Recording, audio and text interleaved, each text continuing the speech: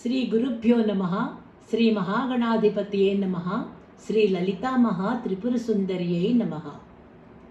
ఈరోజు మనం శ్రీ శంకరాచార్యులు రచించిన కళ్యాణ వృష్టి స్తవంలోని 11, 12వ శ్లోకాలను అర్ధసహితంగా నేర్చుకుందాం.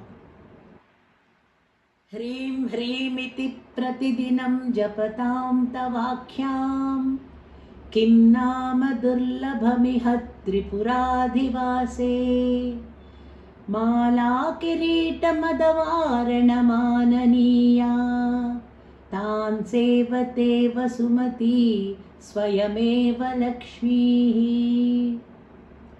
హ్రీం హ్రీం అని ప్రతిదినము జపించువారికి ఈ లోకంలో దొరకనిదంటూ ఏదీ లేదు తల్లి. శ్రీదేవి భూదేవితో కలిసి పుష్పమాలలతో, కిరీటములతో, మదపు టేనుగులతో విరాజిల్లుతూ వచ్చి స్వయంగా నీ భక్తులను సేవిస్తుంది.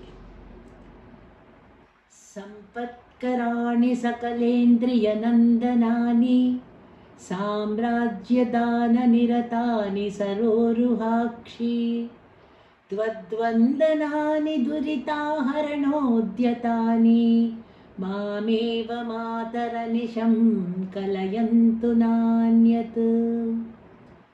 పద్మముల వంటి కన్నులు గల ఓ శ్రీదేవి జనని, నీకు భక్తితో ప్రణమిల్లినంత మాత్రాన ఐశ్వర్యాలన్నీ లభిస్తాయి, పాపాలన్నీ రూపుమాసిపోతాయి, ఇంద్రియాలన్నింటికీ సంతోషం కలుగుతుంది, సామ్రాజ్యాలే లభిస్తాయి.